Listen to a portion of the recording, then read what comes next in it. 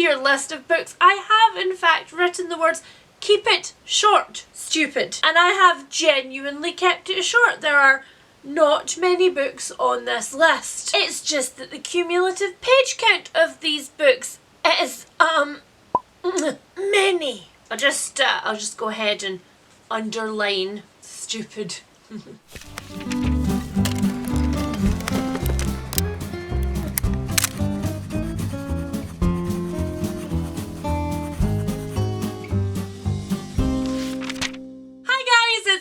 And welcome back to another video. It's that time of the month where we put together a prospective list of books that we shall attempt to enjoy for the future month. And in this case, it's also a list of books that we hope that we liked better than the previous month. Because although many lovely things happened in March, there were birthdays, there were high teas, there was book events. March's reading month was a dud. Out of all of the many books that I read, only one of them was in fact a 5-star. Well, okay, to be fair, I am in fact filming this a few days before the end of March, so there is still hope for one book that's in the running. So there's a chance, but it's a slim one. So although April does not actually have much to live up to, I still have high expectations of it. Like a helicopter mother, I'm just gonna swoosh around the April list and intimidate it into being better. For the sake of my mental health, if nothing else. So with those unnecessarily high expectations set, let's have a little look at our bingo board. March was of course the first time that we unveiled my bingo board, and I am so relieved that you guys are as enthusiastic about it as I am. I was super intimidated and a little bit overwhelmed at changing the TBR games that I'd been using for many years. And although I was absolutely desperate for a change, I didn't want to take stuff away from you guys that you really enjoyed. But it seems from your feedback that you are just as excited to watch me torture myself with the numbers on this board as you were with all of my previous games. And so I am both relieved and encouraged and scared.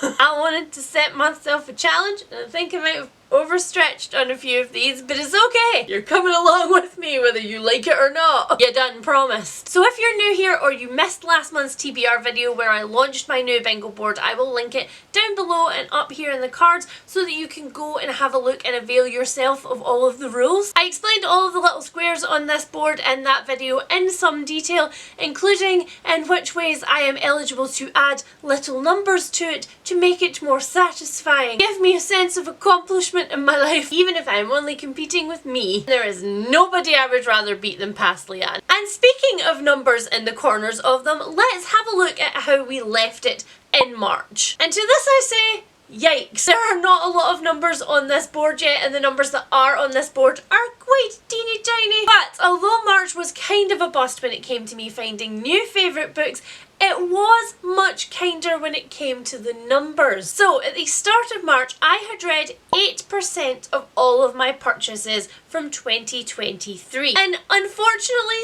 / fortunately, March was my birthday month, which meant that I ended up getting quite a few birthday book gifts. That haul and my utter terror at adding books to this pile is coming to you very soon. But in the meantime, I am absolutely delighted to say that this number now stands at 19%. So although my mountain of new purchases is growing larger, I do seem to have obtained some climbing gear, and I am actually past the base. But let's not get cocky because we're not quite at the 1/3 mark yet. My next square along, which is read 12 buddy reads, has gone up to 2. And yes, if you are also doing the maths on that, it should have gone up to 3. This square on my bingo board exists for 2 reasons. Firstly, myself and my lovely friend Amy from Amy Talks Books realised that we love doing buddy reads together, but we never actually prioritise them, and so this square is going to force us to do so. However, the other reason that this square exists is to help Amy and I to prioritise some of the older books on our TBR that we both own. And last month in my March TBR, I mentioned that one of those backlist titles that both of us had decided to pick up was Hillbilly Elegy. And oh boy, I was unprepared for the information that you guys had for me about Hillbilly Elegy and about its author. Now, you guys who've been around my channel for a little while will know that one of the things that often happens to me when the hype train hits is that a book actually ends up getting knocked down a few notches on my TBR and sometimes landing at the very bottom for years on end. My brain is super fickle about when it wants to be excited about things in groups and when I want to do things on my own, and I never know which of those is going to hit for any title. And it just so happened that at the time that I picked up a Hillbilly Elegy, it was getting a ton of hype. Everybody was talking about it, and I didn't really particularly want to hear any opinions on it before I picked it up myself. But because I missed the hype on this one, I also missed a lot of really pertinent discussions that went on about the author as a person. It turns out that J.D. Vance is in fact a Conservative senator for Ohio, and that he is against a lot of the things that I hold pretty dear, including queer rights, including any gender affirming care for our trans loved ones. He is very pro-gun, he's very pro-Trump, he's very pro everything that I would never ever voluntarily seek out. And I think that this instance is a really good example of something that I've been talking about for quite a long time in the book reviewing community in general, and that is that although I do not think that it is our responsibility as people who review books to meticulously research every single author that we are ever planning on picking up, because that is both unmanageable and in itself a little bit problematic in a few instances, I do think that when we have picked up a book and we are then confronted with more information about that author and about what potential exposure us reviewing and giving a platform for their books and therefore their views might do, it is then our responsibility as reviewers to look at that individual case and to decide whether you want to give that person a platform. I only have a very small platform here and a very limited range of influence, but with what influence I do have, I am not going to openly promote people who do not share my values. So to that mind, I have gone to my comment section on that video and I have made a list of all of the alternative books that you have suggested on the same subject as Hillbilly Elegy, and I will check them out instead. So long story short, that means that Amy and I are a buddy read behind and we're both salty about it. But we are also both fully going into April with the intention that we will catch this number up, though help me book gods. Next up, we have got read 2 books aloud to lovely spouse Harry, and I am very pleased to say that this number has gone up to 1. We have in fact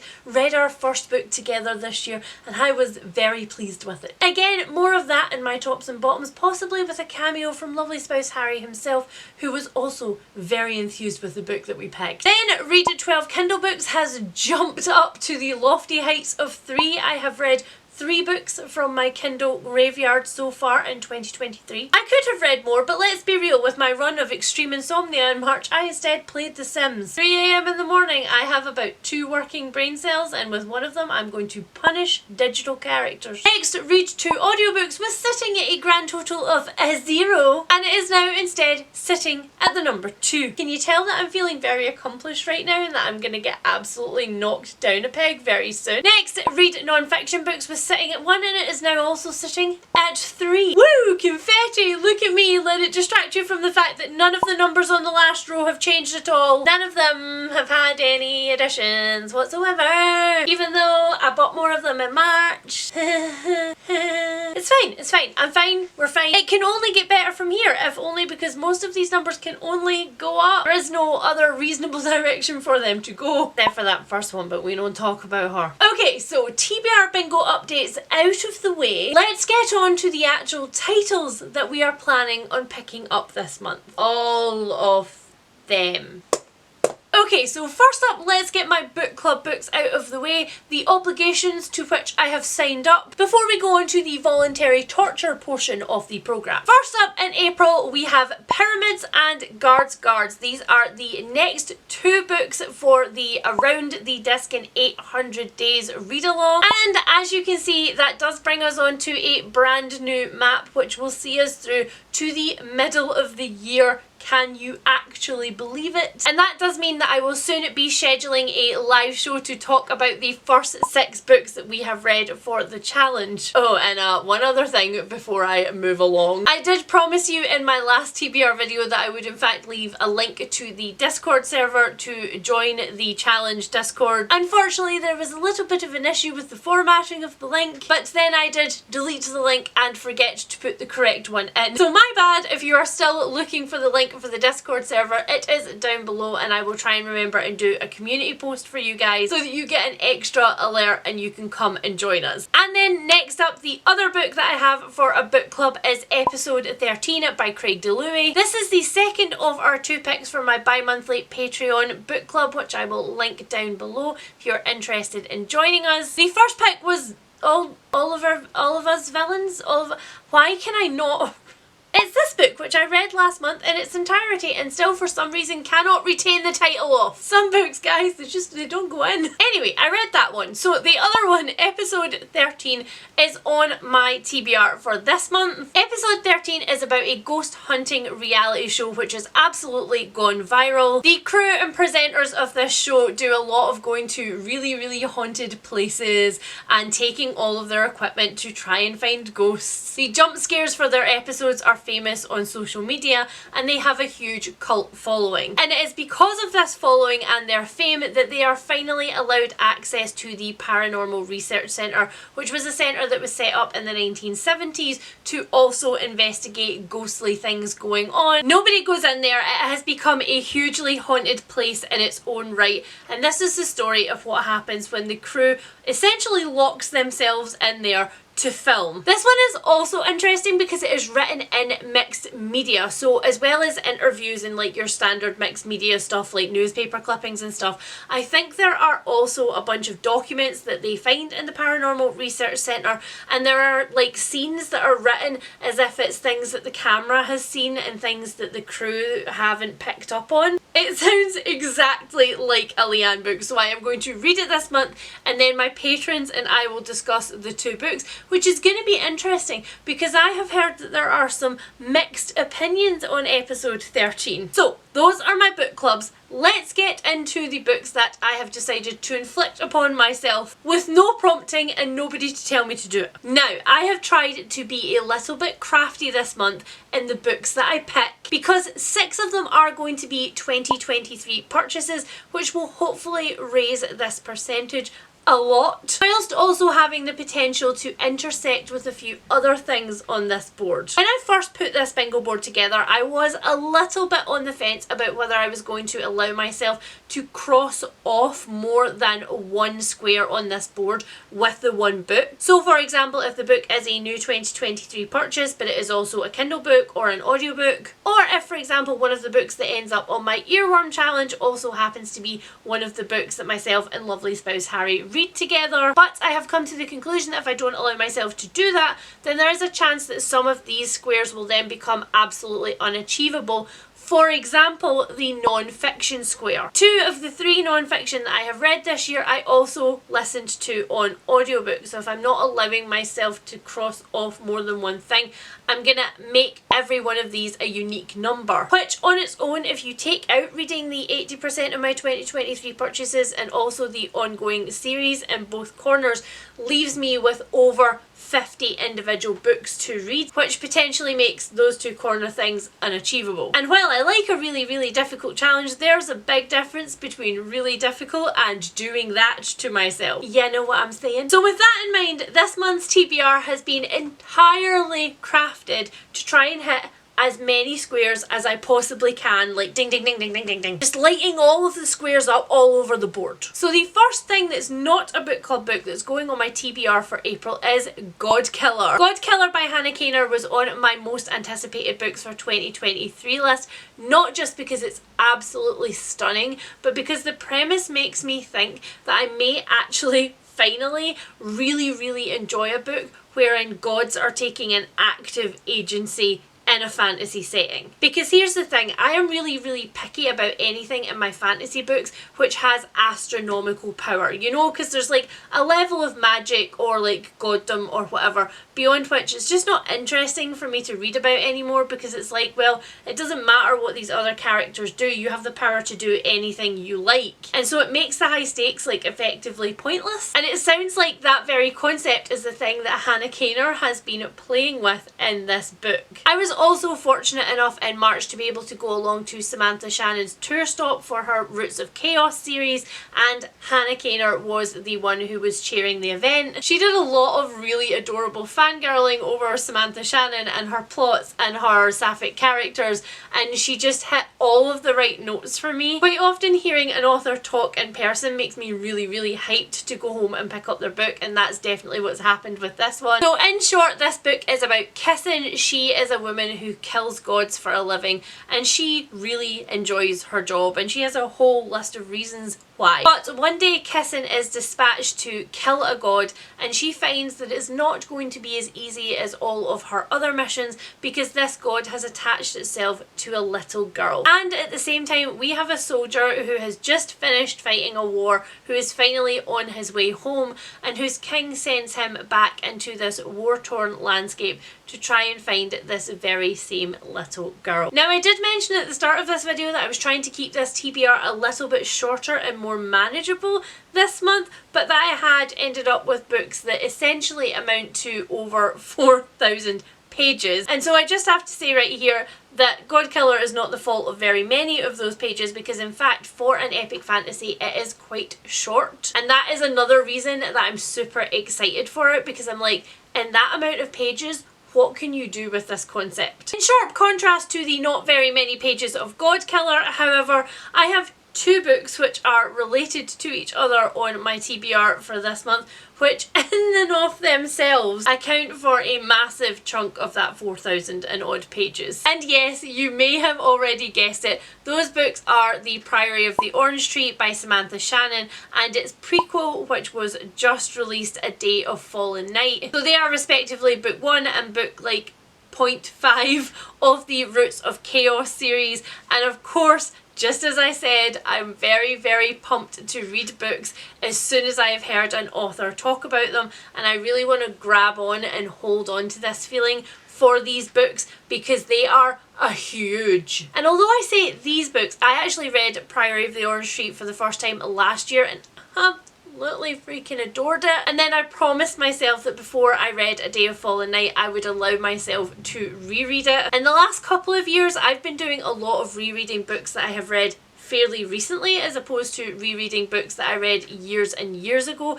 and I've been getting a ton of joy out of it. I don't often allow myself to reread new favourites, only like old favourites, because I guess I feel like they've earned their place, like they've earned another go round, and that's just dumb. I have so many bad reading habits, things that I stop myself from doing that I'm unpicking this year, and that is absolutely one of them. So yeah, I have already started my reread of Priory, but obviously it is going to be completed in April, and then I am going to go on to the prequel. I find it really difficult to give a summary for Priory of the Orange Tree without both spoiling things and saying too many things, because it is such a long book that so much happens, but it is essentially about three separate women in an epic fantasy setting in a world where queendoms exist and dragons exist and sapphic love exists. Essentially, if you have ever picked up any of the fantasy that I have absolutely loved and raved about, then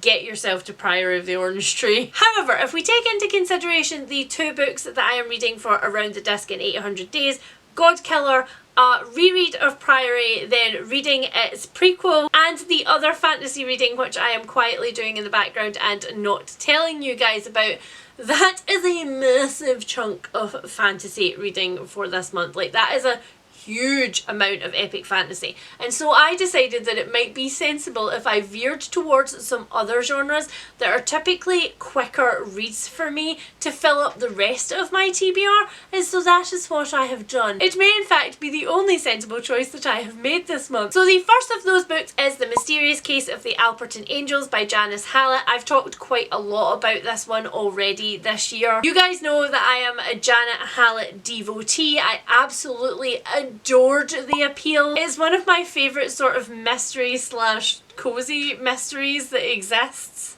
I mean, it has quite a lot of murder in it, so I don't know how cozy we can reasonably say it is. But it takes place in a tiny village, so I'm going with it. The Mysterious Case of the Alperton Angels was also on my 2023 most anticipated list, and I really had to stop myself picking up and reading it the minute that it dropped in my front door. Like, I cannot tell you the internal battle that I had not to just abandon everything else that I was reading and read this instead. Because it is, big shock, a cross section of two of my most motivating interests: true crime and cults, or escaping from cults. Oh, and also mixed media. 3 of my things that I am most interested in one place. The Mysterious Case of the Alperton Angels is about a woman who is somewhat of a failing true crime writer. She hasn't had a big scoop or a project that has been completed in a really long time, and she's starting to think that she never will. And then, and I'm not entirely sure how, but she comes across a box of documents from another true crime writer who was writing a book on the mysterious case of the Alperton Angels. The Alperton Angels being a religious cult who believed that one of their members had given birth to the Antichrist. That member ran from the cult, she took her baby and she disappeared into the social services and the legal system, and she was never heard of again. So the person writing that book was never able to get to a conclusion. But now, all these years later, with the technology that exists and with our true crime authors' ties and informants in places, she really believes that she can find the person and the baby who ran away and find a conclusion to this case once and for all. But in order to do that, she is going to have to race a fellow true crime writer to the finish line, because that person has also heard about this box of documents and has better connections than she does. Again, there are emails, interviews, newspaper clippings, transcripts, all that kind of stuff. Janice Hallet just has a way of making all of these documents really move the plot forward, and I sometimes find that mixed media doesn't do that. It's just like a gimmicky way to show you the information, but Janice Hallet really makes all of these individual pieces mean something, and it's just so cool. Her brain is just so cool. So I'm going to read this one. And while I was on that shelf, another book caught my eye, and I thought, I am having you before the urge to read you wears off. That sounds like a really weird statement to make about a brand new book that's only just come into my house. However, hear me out. This is I Have Some Questions For You by Rebecca Makkai. It has gone a little bitty viral in thriller circles, and I'm trying to just ignore all of the opinions about it and just read it quickly so that I don't have to hear them. However, the reason that I am rushing to pick it up is not just because of the hype this time, it's also because I have previously DNF'd a book by Rebecca Makkai called The Great Believers, which was a sort of slice of life, little bit of a mystery set on the backdrop of the 1980s AIDS crisis. The only thing that this book succeeded in doing was being relentlessly depressing. It was beautifully written. I really loved the characters. I really felt like I was attaching to them. It was kind of written in the style of A Little Life, where really all that's happening in this book is that we are following these characters through their journey in a really like intimate close-up snapshot format.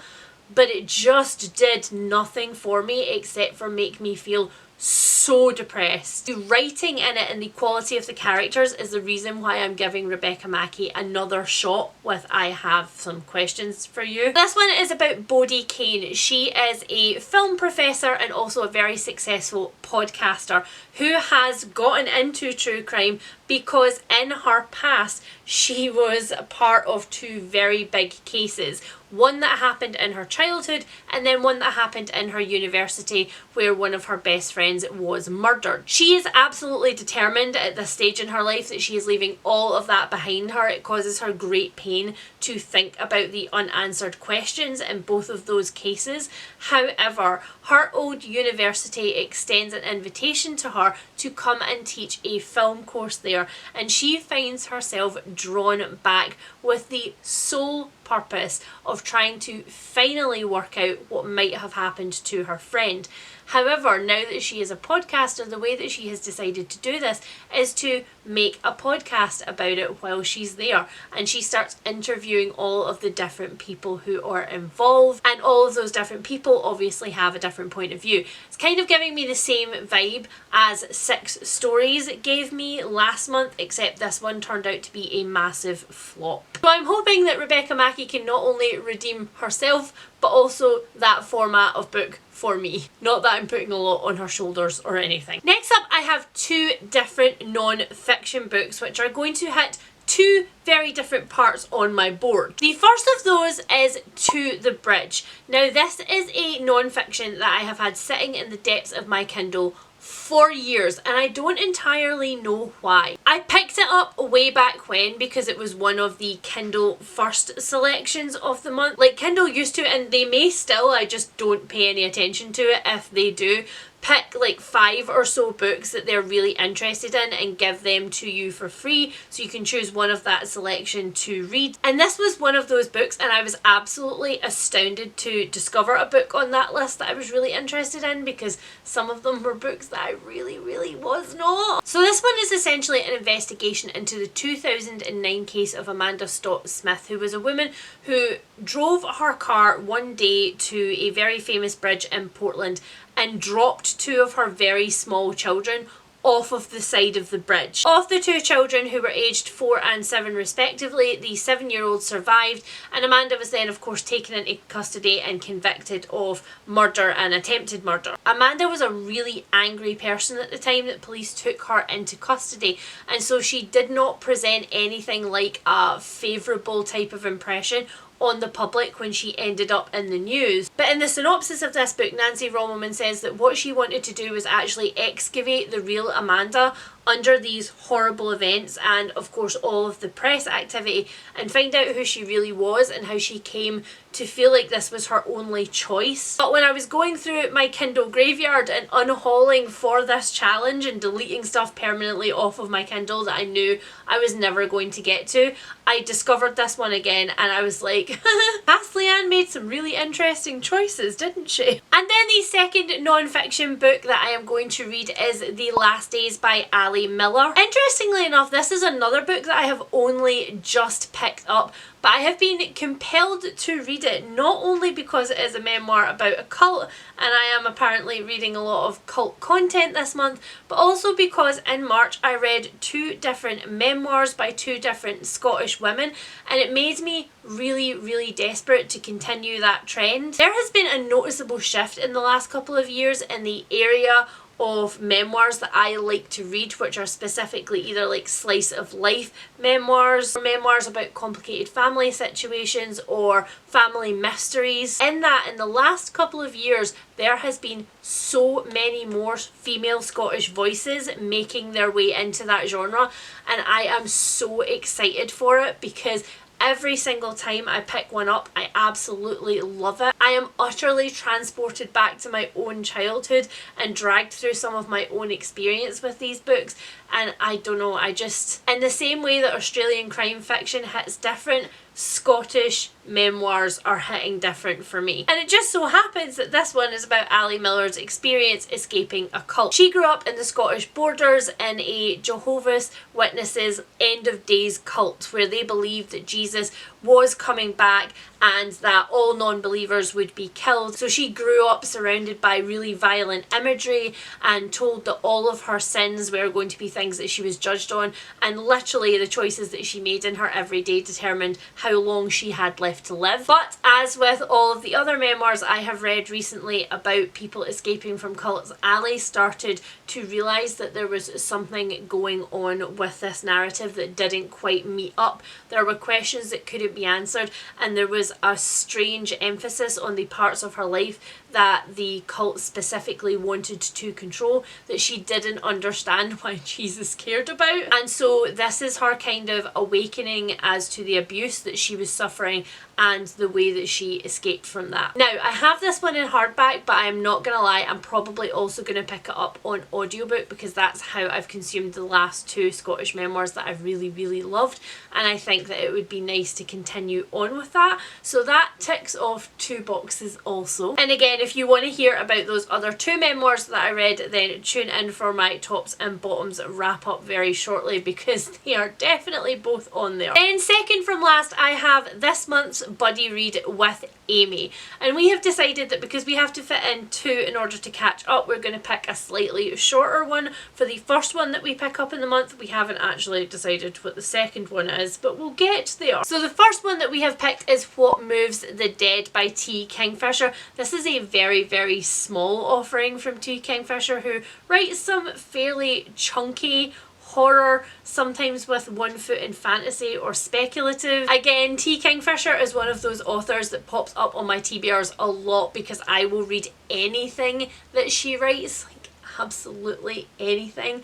I completely love her characters. I fall head first for them every single time and I'm rooting for them so freaking hard. And I can't really tell you that much about this one, not only because it is so very short, but also because it is essentially T. Kingfisher's retelling of The Fall of the House of Usher by Edgar Allan Poe, which is about a man who receives a letter from one of his friends who says that something terrible is going on with his family and can he come and help. And when he gets there, he comes to this really ramshackle, falling down, not in its prime mansion where really creepy things are going on to his friend's sister. And as we can see from both of the covers for this one, it is essentially spore horror, which as a mushroom fanatic, I can tell you that I am excited for this one. And then finally, I am trying to make a little bit more progress on that finishing series box that I have that's just sitting there looking at me with its big fat 0 in the corner. And I am finally going to finish Mad Ship by Robin Hobb. The reason that this one has taken me so long and that you've seen it on so many TBRs over the last couple of months is because myself and lovely spouse Harry were reading this book aloud together. I was midway through the first really chunky book of the trilogy when Harry very tentatively was like, hey,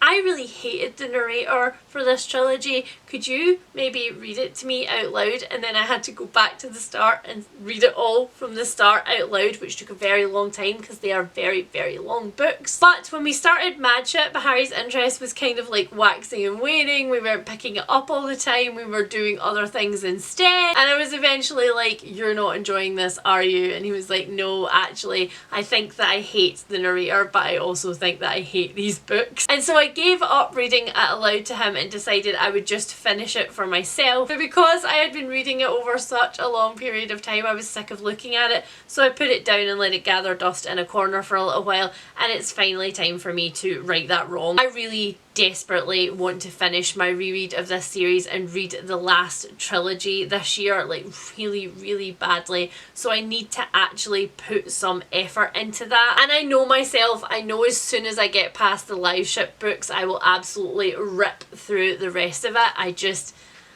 need to get past the Liveship books because they're also not my favourite. And I'm not going to bore you with a synopsis for this trilogy or for the whole series until I have got past this book, because I have been telling you about it for quite a long time. At this point it's becoming kind of like this looming figure behind me that you guys are like, yeah, sure, she's gonna finish it. She's gonna finish it after she's read the entirety of the rest of her unread library. Thank you for putting up with me and reading me at the same time. It does give me the motivation to continue. So that is it, guys. That is everything that is on my TBR for April. I feel like I have talked for a really long time about a TBR that I said that I needed to keep really really short. But that is my want. I suppose I have never met a sentence that I could say in 5 words that I haven't said in 55 with a footnote. RIP all of my friends and our WhatsApp conversations. Thank you for showing up and holding my hand while I move through this really terrifying challenge that I have set myself. And by the way guys, I have not actually come up with a name for my new TBR challenge. So if you have a fun title for this challenge that you would like to suggest, please leave that down below. If you have made it this far in the video, please leave me the little tick emoji in the hopes that I can tick off more and more and more squares in April. And as always, if you have read any of the books on this list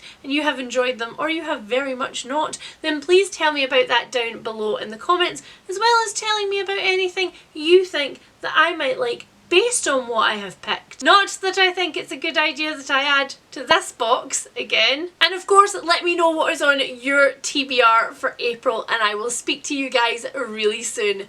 Bye!